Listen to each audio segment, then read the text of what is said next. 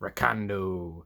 Hey everybody, this just arrived a couple minutes ago really. It is the Tiger Force Classified Series Recondo, number 55, and he looks really cool. I haven't opened him up yet, but he does look rad. As you can see on the side and on the front, there's some really nice artwork, which is done by Phil Noto. Phil Noto is a fantastic artist. You should absolutely go look at more of his stuff. I adore it. There's actually a nice piece of Recondo in the jungle there, a very cool looking image of the Tiger Force version of the Dragonhawk, which supposedly we're getting in the HasLab this year, maybe. We'll see. We'll see. As well as a very nice image of Recondo on the side here. If I could, I would take this whole piece right here and just make it my phone wallpaper. It's that good. It looks fantastic. On the back here, we have this artwork for the jungle? Question mark? I'm not sure what this is. It's just a nice looking visual thing, I guess. And on the side here, there are some symbols, which mean things. What things do they mean? I don't know. Somebody take a guess. He has a shield. He has He has some bullets. He likes telescopes, and he does not like the jungle. As you can see, scoping through it, so he's going to shoot the jungle. That's exactly what all those things mean. You don't have to question it. Now, let me open this. And here we have Recondo with rifle and hat in hand on the spinny base, and he looks great. He really does. He looks even better in person than he did in the box. I really like this guy a lot. This is not, of course, the original 84 toy line Recondo. This is the 88 Tiger Force version, which means some point down the line we'll get a classic Recondo. So if that's what you're waiting for, just wait. I personally like this design more. I appreciate the simple tans of the original Recondo, but I like the added color and the more depth that it gives this figure to have different color and just something other than just flat tan. But even that version, I'm sure, will look great when it comes out because this looks fantastic. I really like it a lot. I like the green of the pants. I like the yellow stripes, the brown boots, the black shirt, which if you notice, the shirt itself, like the torso piece, is very shiny. I'm not sure why that is. Maybe it's just the plastic or a certain wash that they gave it, but it is a lot shinier than the rest of the figure, which can be a problem for some people. I personally don't mind that much. It hasn't bothered me too much so far, but we'll wait and see. Now, let's get him off the base here, and just bring him in a little closer. And bringing Recondo in closer to get a nice closer look, you can tell that this is what we would call a man's man. I mean, just look at that mustache. My God, the entire thing's covering his entire upper lip and a good portion of both his right and left cheeks. I mean, wow! And look at that nose. He's got a fighter's nose. That nose looks like it's been broken once or twice. He's got this very nice kind of pursed look with his eyebrow, one slightly more raised than the other. It's a nice touch. Really gives him sort of an inquisitive tracker look. He's got some nice swept back brown hair with the mullet. Not many people can pull off a mullet, but Recondo can. He has a very nice strap here for his sidearm, for his pistol, which I will show soon. I will get into the accessories in a little bit, but I want to look at the figure first. This piece right here, if I get a little focus, is actually an overlay. It's not part of the inner shirt. Like if you raise it enough, you can tell that his shirt's actually tucked into his jeans, which is cool because if you wanted, you could take this off. I mean, you have to cut it off, but if you didn't like this look, you could cut it off, and you could still have him be with his belt on. It's a nice touch that they actually went so far as to paint this part of the belt, even though they probably didn't have to, because now people are going to take this off. But still, it's an appreciated touch. So yeah, now I can't seem to get this down. There we go. Took me a minute, but I got there. Speaking of the belt, you can tell that he has a compass on there right there. That's a compass right there. Some nice pouches. You know, he needs a lot of pouches if he's going to be out in the woods for a very long time, or rather the jungle. He's going to spend a lot of time in the jungle. He's a jungle tracker, of course. And speaking of a jungle tracker, he needs a sheath for his bush clearer. His bush clearing machete. I'm sure it has a specific name, but I can't remember it right now.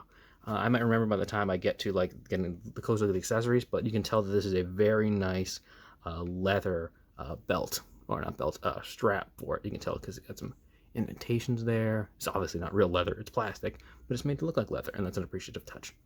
He has a very nice watch on his left hand. You know, keeping track of time. That's a nice touch. I like that. I like little things like that. I like the little things on a figure that really make it more of a figure. You know, things like the watch, things like the belt, things like the little compass, and the fact that there's leather on the holster for his blade. That's a nice touch. These little things that really add depth to a character, that really make it feel more real and make it feel like more like a live figure. And that's really what the GI Joe toy line has been doing well. I don't want to sound like I'm shilling for Hasbro or something or whatever, but I really do like this toy line. I've only had a couple figures, but I really like this toy line because it feels very real. It feels very genuine, and it feels like they're really trying. So I want to show my respect for that. I really feel like it's deserved, but that's just me. You can like what you like. You can like what you don't like. You don't have to. But this is my channel. This is what I believe. So I just want to say that real quick. But yeah, no, this is a really good looking figure. Let's get to the accessories. Let's look at what it comes with, because it comes with quite a cool number of things. And here we have all the accessories laid out clear. I want to start with this because I said I wasn't sure what it was called. It is a form of machete, but it's called a kukri. It is a weapon used for clearing from someplace like Nepal. I looked it up. I had to check. I just want to be sure about that. It's very well done, though. It's very well painted. Very shiny silver. It's got a nice black handle there, and it fits perfectly into his sheath, which I will show soon. So that's that. He also comes with a sidearm, which is, according to some of the people I know who know guns better than I do, it is at least similar to a SIG or a P320, which is a small handgun. So, you know, that is, I will take their word for it. If you think otherwise, please let me know, but I'm fairly certain that's what that is meant to be. So, yeah. Now let's moving on to his rifle. His rifle is interesting because it's not a real gun. It's one of those situations where it was a gun that was meant to look like a real gun. It was modeled after multiple different things from the original toy line. This one has a weird name, and the name is a M-1 4E2X, I think. I had to go through my head again, make sure I got the pattern right. I'm not entirely sure I got that right, but that's what it's called on the card. Don't yell at me, yell at Hasbro back in the 80s. But it's very well sculpted. Like, it's a very well looking gun. It's very, very good looking. You can tell that there is a, there's a small sight here up top, which probably would have an attachment of some sort to make it further range. There is possibly a bolt there. There's a trigger guard. I appreciate the amount of like tape and straps and everything on here. There's even some molded here which have been painted. But it's just a nice touch. It makes it feel more real than the typical just black on black on black on black on gunmetal gray that we see with the typical rifles and guns that come with the Joe toy line.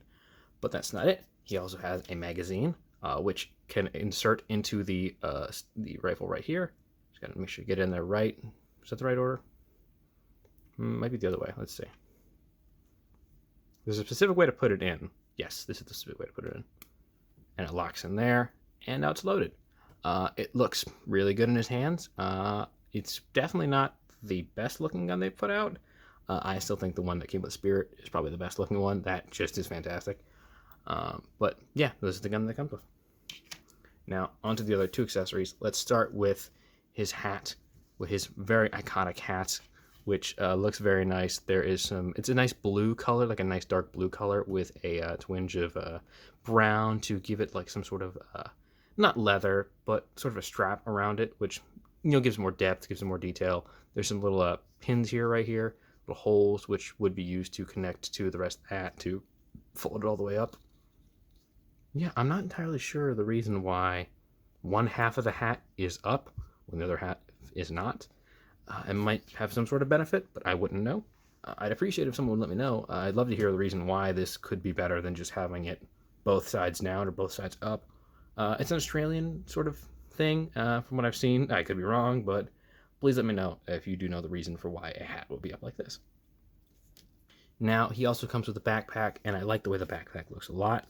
It's just a simple rucksack, just green.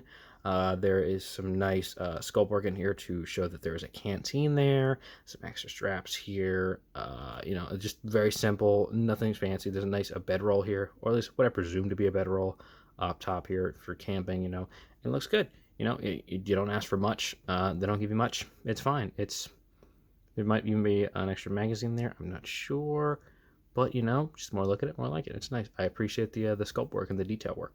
So yeah, those are the accessories that come with Recondo. Now let's put them on him. And here we have Recondo, and here's how we attach all the accessories. You take his backpack, and there's a hole. There's a peg right here in the back, right here. You lock it in there. Easy peasy. Backpack attached. It is a little back heavy, but if you lean him forward, it'll help balance him out some. You take his kukri, And right here on the side, on his left side, there is a hole right here for that. You just slip that in like so. There you go. Machete's in place. All good to go. You take his sidearm, and there's the holster right here. Very clear. Just slide right in there. Easy peasy. All done. And then you take his hat, put it on top. There you go. Perfect. And then you take his rifle, stick it in either hand. Depends on which one is looser. Mine were both pretty tight out of the box, so to loosen them up a little bit. But there you go. There is Recondo with everything attached. That's the way it should be.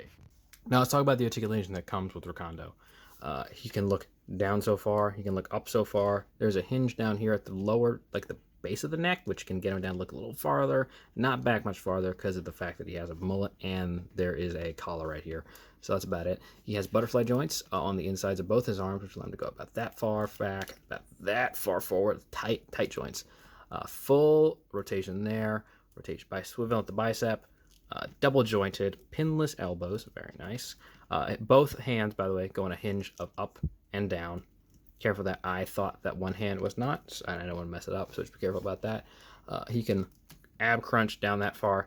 He can ab crunch back that far with the backpack on. Taking the backpack off, about the same, a little further, not much though. There is a swivel.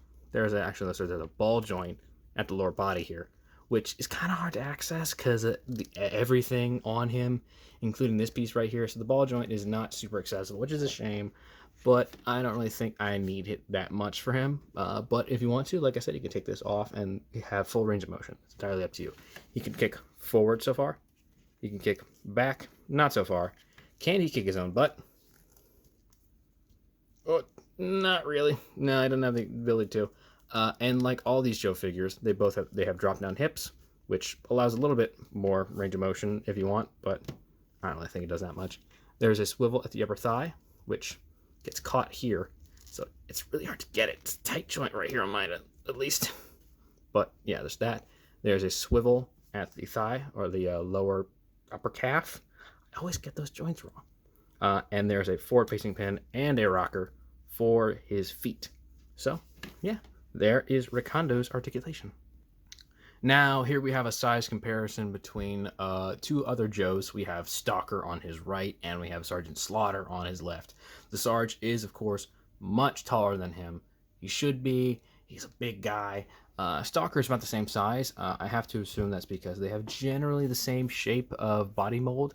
I'm fairly certain that his crotch region is the same piece. As for the legs, possibly, I think they might be. I'm not sure, but I think they are. But that's about it for same use that they have. But yeah, there he is compared to some of your other average G.I. Joe classified figures. And here he is next to some other 6-inch-ish Hasbro scale figures. We have the 20th anniversary Captain America figure and my only Black Series figure of Jedi Knight Darth Revan, because I'm a big KOTOR fan. But yeah, so there's your typical size comparisons with the two different twin lines that they make. So yeah, there is Recondo, and I really like him. I think he's really good. I'm a big fan of this figure. The character, I'm not big on him, but hey, he's a great looking figure, and he's really well designed. So hey, I might get to know more.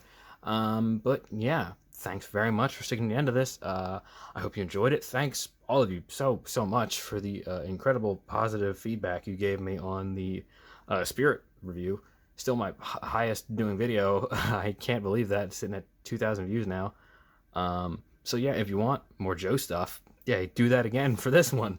But yeah, thanks very much, all of you, for sticking around. I hope all of you continue to stick around, and I hope I can see you next time. So if you want to, please subscribe, please like, please comment. Comments are my favorite. I try and respond to all of them. But yeah, thank you very much. Have a fantastic day.